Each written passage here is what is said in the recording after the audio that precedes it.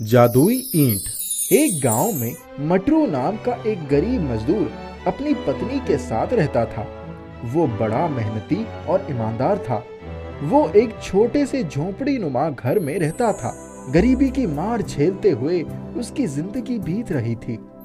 बरसात में छप्पर से पानी टपकता था, गर्मी में धूप झांकती थी और ठंडी में सर्द हवाएं घर के चारों तरफ से आकर जीना मुश्किल कर देती थी। मटरू का एक दोस्त बुद्धू उसके पास आया। यार मटरू, ऊपर वाले की इस दुनिया में यह भी अजब तमाशा है। दूसरों के लिए सुंदर घर और बंगले बनाने वाले मजदूर अपनी जिंदगी टूटी फूटी झोपड़ी में बिता देते हैं। क्या करे दोस्त, गरीबी के हाथों मजबूर हैं हम। कड़ी मेहनत मगर जीवन गरीबी में बिताते हैं। वे रहते झोपड़ी में जो महल बंगले बनाते हैं। मैं फिर भी हिम्मत नहीं हारूंगा। देखना, एक दिन मेरा भी ईंट से बना हुआ छोटा सा पक्का आशियाना होगा। मटरू ने अपनी योजना के तहत मजदूरी के बदले मालिक से ईंटें लेने शुरू किया। इस तरह धीरे धीरे उसने 400 से ज्यादा ईंटें जमा कर ली। एक छोटा सा घर बनाने के लिए भी कम से कम 5000 ईंटों की जरूरत थी। ईंटों की मजदूरी पाकर उसके पास पैसों की कमी आ गई। वो दिन प्रतिदिन और गरीब होता चला गया। अब आप मजदूरी के बदले रुपए लेना शुरू कर दीजिए। ईंटों के चक्कर में तो हमारे पास रुपए ही नहीं बचेंगे। गृहस्थी की गाड़ी कैसे चलेगी? ठीक है, अब मैं ईंट की मजदूरी नहीं लूंगा। अब कोई नया रास्ता निकालना होगा। उसके मन में एक नया उपाय आया। उसने अपने खेत की बहुत सारी मिट्टी निकाली और समय निकालकर ईंटें बनाने लगा। वो जब भी काम करके आता ईंटें ही बनाता। गांव के लोग उसकी लगन देखकर दंग हो जाते थे। उसने बहुत सारी कच्ची ईंटें बना ली थी। उसे पकाकर पक्की बनाना एक बहुत ही कठिन कार्य था। उसके पास इतना बड़ा साधन भी नहीं था। उसने एक ईंटे के भट्टी के मालिक से मदद लेनी चाहिए, लेकिन वहां भी निराश ही हाथ लगी, क्योंकि वहां अधिक रुपयों की जरूरत थी। अपने द्वारा बनाई गई कच्ची ईंटों जब वो देखता था तब वो बहुत दुखी हो जाता था। उसकी सारी मेहनत पर पानी फिर चुका था। पैसों की तंगी ने उसे और परेशान कर दिया था। सुनिए जी, आप ईमानदारी से बड़ी मेहनत करते हैं। दिल छोटा मत करिए। देवी माँ की कृपा होगी तो हमारा भी एक छोटा सा घर बन जाएगा। मैंने तो बड़ी कोशिश की, अब आगे मैया ही जाने। जा रहा हूँ। चूल्हे में जलाने के लिए जंगल से कुछ लकड़ियां काट कर लाऊंगा। वो जंगल की तरफ चल पड़ा। उसे एक देवी माँ का मंदिर दिखाई पड़ा, जहां जाकर उसने माथा टेक दिया।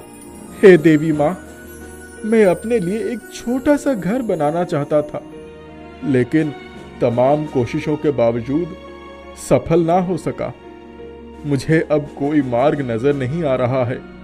माँ, आप ही अपने इस पुत्र का कष्ट दूर कीजिए। मुझे बस एक छोटा सा घर चाहिए।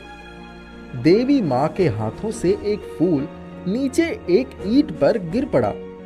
वत्स्य, यह एक ईंट लेकर जाओ और प्रेम से अपना घर बनाओ। इस चमत्कारी ईंट को सदैव अपने पास रखना। इसके जादू से तुम्हारा कल्याण होगा। अधिक लालच मत करना। जय हो माँ, आपकी बहुत बड़ी कृपा हो गई। मटरू उस जादुई ईंट को लेकर घर आ गया। उसने उसे एक ऊंची स्थान पर रख दिया। अचानक चमत्कार होने लगा। मटरू की सारी कच्ची ईंटें एक जगह इकट्ठा हो गई। उनकी संख्या बढ़ने लगी। मटरू के आश्चर्य की सीमा तब नहीं रही जब सारी ईंटें पक्की होकर लाल हो गई। इसके बाद उस जादुई ईंट से भी कई ईंटें निकलकर एक तरफ सजने लगी। जय हो मैया की, जय हो। मटरू ने ईंट की तरफ देखा तो उसमें से सीमेंट की बोरियां बाहर निकलने लगी। घर बनाने का सारा सामान निकलने लगा। मटरू ने घर बनाना शुरू कर दिया। उसने बड़ी ही आसानी से एक शानदार घर बना लिया। घर के आसपास सुंदर बगीचा भी बन गया। दूसरी तरफ उसके सभी खेतों में फसलों की बहार आ गई। धीरे धीरे उसकी माली हालत बहुत अच्छी हो गई। एक दिन मटरू घर में नहीं था।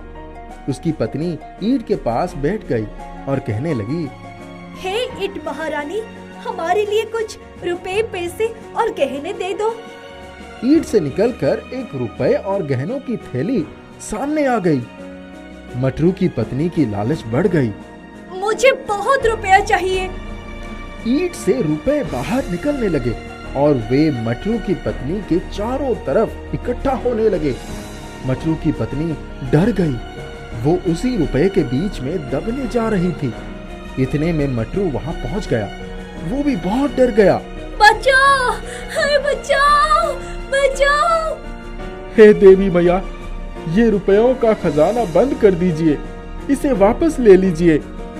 वे सारे रुपए कम होकर फिर से ईंट के अंदर चले गए।